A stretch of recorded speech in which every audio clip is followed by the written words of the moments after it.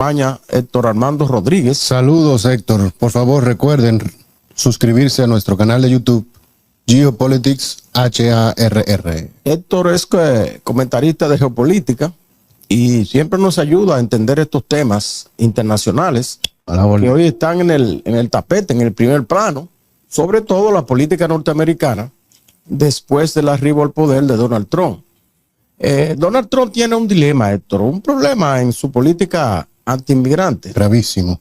Y es que hay un grupo importante de inmigrantes en los Estados Unidos que proceden de países que Estados Unidos está prácticamente imposibilitado de extraditarlo a su tierra. Por varias razones. Recuérdate que los Estados Unidos ha sido el país del asilo por excelencia en el mundo. Y siempre ha tenido una política de protección de las personas que se encuentran en peligro o vulnerables en cualquier país del mundo, desde el punto de vista político, de derechos humanos y de asuntos humanitarios. En ese aspecto, cuando, por ejemplo, en un país hay convulsión política y se producen exiliados, los Estados Unidos siempre ha estado dispuesto a recibirlos y establece programas especiales para ese tipo de migrantes. Todos recordamos los casos de Cuba, por ejemplo, desde el 59, que fue que Fidel ganó la Revolución Cubana, ganó en Cuba, entonces comenzó un proceso de negación de las libertades públicas, de los derechos humanos, y los Estados Unidos estableció un régimen especial para los cubanos que iban a ese país, y así fue como la Florida se convirtió en un estado prácticamente cubano, donde los cubanos son los que determinan casi todo desde el punto de vista económico, político, social, hasta tal punto de que desde la década de los 60 el gobernador de la Florida siempre ha sido un cubano y ha tenido senadores, a veces hasta los 2 senadores del estado han sido cubanos. Y muchas autoridades y la gente de determinación en la Florida, las grandes empresas, son de origen de capital cubano. Y hoy en día la comunidad cubana en Miami es una de las cubanas más pujantes que ha contribuido enormemente al desarrollo de los Estados Unidos. Bueno, así ha ocurrido en otras localidades con otras nacionalidades. También recordamos el caso, por ejemplo, en Nicaragua, cuando los sandinistas hubo un programa similar. Ahora con Venezuela también se le dio protección, una protección especial a los venezolanos que salieron huyendo del régimen de Nicolás Maduro de Venezuela. Y llegaron a los Estados Unidos y el gobierno de Joe Biden le dio lo que se llama el TPS, un tratamiento especial para migrantes con cierta vulnerabilidad en sus países. Lo mismo ocurrió con otras naciones como, ¿qué te digo? Déjame ver, bueno, hablamos de Nicaragua, con los haitianos también. Haití, Nicaragua. Con los haitianos también, por la condición que está viviendo Haití. Y creo que también con Honduras. Honduras también es parte de eso y otros países. Bueno, el caso es que ahora Donald Trump tiene el problema de que no puede arrasar con todos los inmigrantes, porque si, por ejemplo, echa a los venezolanos hacia su país, ¿qué va a ocurrir? 7 millones de venezolanos que andan rodando por el mundo. ¿Qué va a ocurrir? Y hay en los Estados Unidos 600,000 protegidos por el gobierno norteamericano. ¿Qué va a ocurrir si esa gente llega en manos de Nicolás Maduro? Su vida corre peligro, indiscutiblemente, porque salieron huyendo de allí a distintas circunstancias económicas, sociales y hasta políticas de persecución.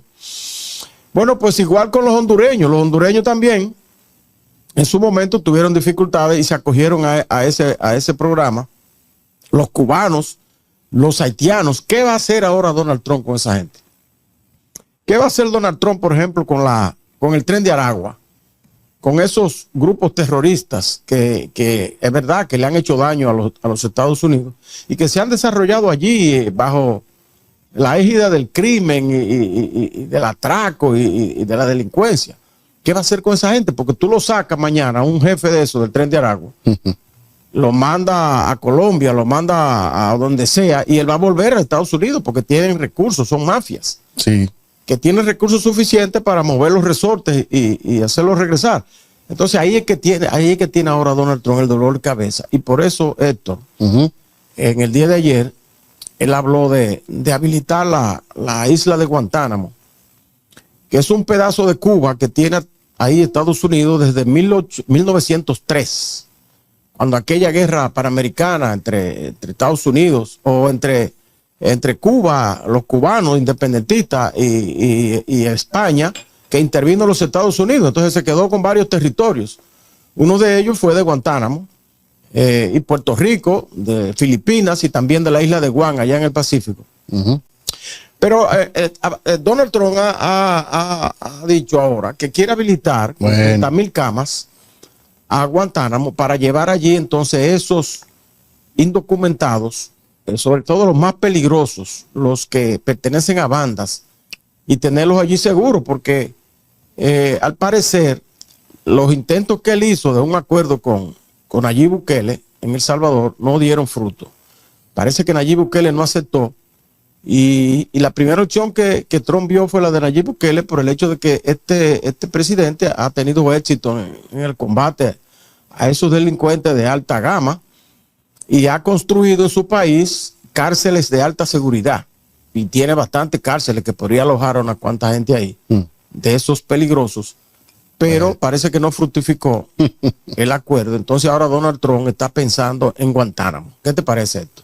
Definitivamente Guantánamo es el as bajo la manga, Héctor, del 47 presidente de América, Donald J. Trump, el cual se encontraba en un callejón sin salida, ya que él sabe que Maduro no le iba a aceptar a esos delincuentes, ya sean del Tren de Aragua o de alguna otra denominación criminal, en masas en Venezuela, ni tampoco Nayib Bukele le iba a aceptar delincuentes que no sean del Salvador. Por esto Maduro podría aceptárselo, lo que se lo va a devolver de una vez, como le hizo una vez Fidel. Tú te recuerdas con los Marielitos. Sí, claro. Que Fidel vació todas las cárceles de Cuba y la envió en bote hacia Miami, y eso inundó de delincuentes a la Florida. Para muestra un botón, porque vimos al señor Diosdado Cabello lavando la política de Donald Trump, de que él acusa a los delincuentes del Tren de Aragua de terroristas, y afirmando que sí, que son terroristas, y que... Bueno, a Diosdado se le acusa de ser el jefe. Que Corina Machado apoyaba a Kamala Harris. A Diosdado se le acusa de ser el jefe de esa gente. Sí, definitivamente el jefe del Tren de Aragua. Y ahora hay una ola de asesinatos por encargo de militares disidentes de la dictadura que se le achaca a él, Héctor. Sí, porque, tú sabes que el Tren de Aragua y todas esas bandas que interactúan ahí en un diablillo en la frontera entre México y Venezuela, que es una frontera de la más larga, tiene más de 3,000 kilómetros. 2,000 kilómetros. No, alrededor de 3,000 kilómetros esto tiene esa frontera. Gigante. Y una selva. No solo es por la extensión, sino que son selvas impenetrables que hay ahí. Santander. Entonces, ahí operan, en Cusco, toda esa zona por ahí operan. El Cauca. Esas bandas, esos grupos guerrilleros tradicionalmente, y no se ha podido. El LNL. Que en Colombia ha hecho esfuerzos ingentes por exterminar esa guerrilla y no ha podido. Son guerrillas que tienen decenas de años ahí. Incluso los Estados Unidos en una ocasión puso en práctica el Plan Colombia. Sí. Mediante el cual suministró una cantidad enorme de dólares y asistencia militar a Colombia. Para eliminar los cultivos. Para eliminar a esas guerrillas que se mezclan con el narcotráfico. Y no pudo. Bueno, Héctor, ya que usted pone el tema, y este presidente Petro es producto de esas sangrías y de esos insurgentes. Bueno, Petro era un guerrillero. Que se tiene la información de que él está apoyando el ELN conjunto con los venezolanos, con Diosdado y Maduro, para que se muevan libremente en la frontera. Petro es un resultado. Y son responsables de las masivas movilizaciones en todo lo que es el Valle del Cauca y ahí en Santander, en la frontera. Petro es un resultado de los acuerdos de paz que se firmaron con las guerrillas. Creo que el gobierno de Santos, el que sustituyó ¿cómo se llama? Amigo de la República. El de la derecha. Sí, amigo de la República Dominicana, que fue el que más influyó, gobernó 8 años. Sí. En Colombia, el que más influyó en el combate a esos grupos guerrilleros. Luego Santos lo sustituyó y firmó el acuerdo de paz con la guerrilla y Petro, Gustavo Petro, era uno de esos guerrilleros que luego pasó a la vida civil y llegó a presidente de la República. Hoy en día es presidente.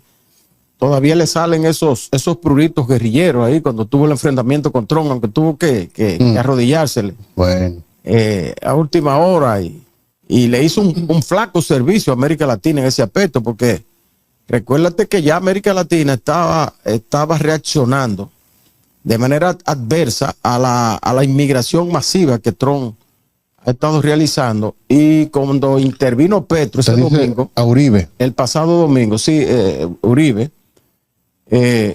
cuando Petro intervino en el match que sostuvo con Donald Trump a través de Twitter, pues al devolverse, al humillársele, echar para atrás, en el sentido de las sanciones que dijo que Colombia le podía poner a los Estados Unidos, que en Estados Unidos había 15 millones de inmigrantes norteamericanos, que él lo iba a deportar también. ¿Qué dirá Bolívar? Bueno, al echar para atrás, entonces quitó todo el impulso a América Latina para protestar ante el gobierno de Trump, o por lo menos para negociar. Y eso fue lo que ocasionó que la CELAC, que es la Conferencia Económica de Latinoamérica y el Caribe, que agrupa a los países latinoamericanos y el Caribe, y que ahora mismo la presidenta es la de Honduras, presidenta de Honduras, Xiomara Castro, la presidenta pro tempore, porque ellos lo van rotando. Es la esposa de Zelaya. Xiomara Castro había convocado a la CELAC para reunirse de urgencia y tratar el tema, pero entonces ayer sorpresivamente comunica a la CELAC que decidió no reunirse, que suspendió la reunión. Y eso es fruto de esa posición de Petro. Además, otra cosa que Petro, que Petro también contribuyó, o que le hizo daño a la respuesta que pudo dar Latinoamérica, y es cuando él ofreció el avión presidencial de Colombia para ir a buscar a los inmigrantes en vez de ellos venir en los aviones militares de los Estados Unidos. Ahora resulta que los Estados Unidos se niegan a prestar sus militares para llevar a los inmigrantes. Y cada país tiene que entonces buscar sus propios aviones, lo que representa un gasto bastante oneroso. Él sigue insistiendo en el error, Héctor, y los Estados Unidos, después que dictan medidas como esa, es muy difícil echarla para atrás. Fíjate, la embajada norteamericana todavía no ha abierto el expendio de visas hacia los colombianos, y está por verse ahora porque el hombre sigue poniendo obstáculos. Bueno, el asunto es, se nos está agotando el tiempo, Héctor. No quiero, antes de irnos, quiero también resaltar la primera ley que ha firmado Donald J. Trump, con el nombre de Riley, que es el nombre de la joven estudiante de Georgia de enfermería, la cual fue asesinada por un inmigrante venezolano. Esta ley viene dirigida a detener todo inmigrante con delitos minoritarios. O sea, delitos de robo, delitos menores. Las autoridades norteamericanas ya tienen la potestad de detenerlo y ser deportado antes de ser juzgado, Héctor. Sí, esa es la ley Riley. Donald Trump dice que si hubiera sido deportado antes de ser juzgado, porque él fue liberado y él fue detenido por un robo, un asalto a mano armada, y luego fue liberado, y ahí fue que cometió el asesinato. Él dice que si hubiera sido deportado del primer delito menor, no hubiera pasado esta tragedia. Sí, esa ley que ya se aprobó en el Congreso, y que la firmó ayer Donald Trump públicamente y dio un discurso. Muy importante. Esa ley permite a las autoridades norteamericanas apresar a los inmigrantes ilegales que cometan cualquier delito. Sin ser juzgados. Recuérdate, no, apresarlo, porque recuérdate que en Estados Unidos tú no puedes apresar a una persona. El sistema norteamericano establece que para tú apresar tienes que tener las pruebas correspondientes. Para tú apresar a una persona, a menos que tú no lo encuentres infragante en el delito. Pero esta ley le permite apresarlo previamente a la persona que cometa un delito, cualquier delito que cometa, y siempre que sea inmigrante ilegal. Es decir, que te encuentran, te andan buscando porque tú hiciste un robo en un supermercado, y entonces te agarran. Anteriormente había que juzgarte, entonces después deportarte, ahora no. Había que investigarte primero para presumir la inocencia tuya, claro, que es el precepto fundamental de toda la justicia, y sobre todo la norteamericana. Pero ahora no, se echa por la borla la presunción de inocencia y te apresan y pueden tomar la disposición, la medida inmediatamente de deportar. Ahí sí. Pueden tomar la opción de juzgarte si el caso es un delito muy grave o de deportarte inmediatamente. Porque muchos de los que están deportando ahora, Héctor, de los Estados Unidos, no son los que están apresando en este momento en las calles. Son personas que se venían deportando, que estaban para deportar desde hace mucho tiempo, por haber cumplido delitos en las cárceles norteamericanas. Estados Unidos tiene la tradición, y con eso tiene acuerdo con la mayoría de los países del mundo, de cuando un inmigrante comete un delito, bueno, pues lo juzgan allá, cumple pena allá y después cumple pena, y después que cumple la pena, entonces lo deportan a su país. Esos son los que están llegando, los que llegaron ya a la República Dominicana y los que están llegando a toda Centroamérica. Los deportados nuevos de esas redadas que están haciendo todavía no han comenzado a llegar, pero se supone y se espera que sea masiva esa, así es, esa entrada ilegal. Entonces Trump, decíamos al inicio, está habilitando a Guantánamo. Guantánamo ha sido grave, siempre una cárcel muy criticada por las organizaciones de los derechos humanos en el mundo, porque allí no existen las condiciones apropiadas para mantener presos y siempre se llevan personas.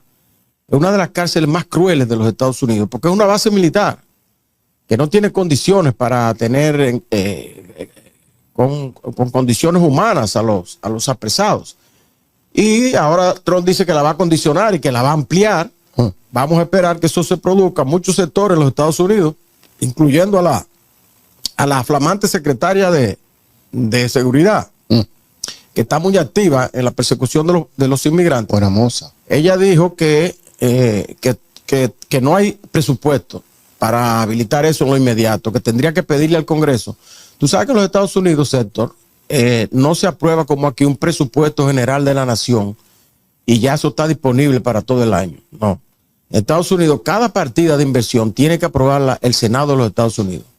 Entonces, cuando tú necesitas partidas adicionales como esta, por ejemplo, ahora, para estos casos, tiene que someterlo al Senado, el comité del Senado lo analiza, entonces te lo aprueba y ahí ya tú tienes la disponibilidad de los recursos. 30,000 camas, dice Donald Trump. Sí, tenían 30,000 camas y habilitar y ampliar eso y ponerlo en condiciones, porque como está ahora. Él tiene está en la cárcel de Guantánamo y él tiene un centro de detención paralelo para los inmigrantes. Por ejemplo, ahí solamente podrían enviarse delincuentes, pero terroristas. Por ejemplo, personas como los 600,000 venezolanos que son exiliados políticos y por la situación de caos que vive Venezuela, tendrían que ir a lugares, a su propio país o a otro país, a un tercer país, que es lo que está buscando también Trump.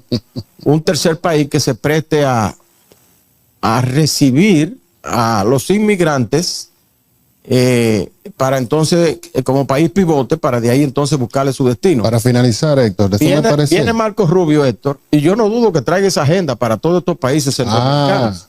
Okay. La agenda de buscar un país recipiente. La política exterior. De un país recipiente. Claro, Héctor. Recipiente de inmigrantes de donde sea. Como los haitianos. No solo para los haitianos, porque los haitianos todavía no han comenzado a deportarlos. Los haitianos todavía están en un régimen especial, igual que los venezolanos.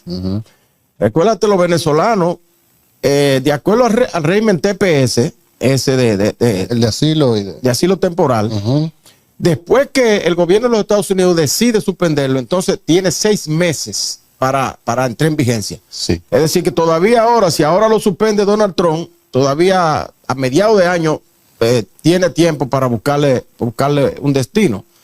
Los haitianos todavía no han comenzado las redadas de la deportación de los haitianos por la situación que está viviendo Haití. Están en fila. Efectivamente. Entonces, ahí está. Trump está en su política de inmigrante y buscándole salida a la situación a como dé lugar. Así es que, amigas y amigos, recuérdense darle a la campanita para que se suscriban en nuestro canal y así puedan recibir periódicamente nuestros análisis y comentarios. Héctor, gracias por tu compañía. Sigan investigando. Y a ustedes hasta una próxima ocasión. Hasta luego.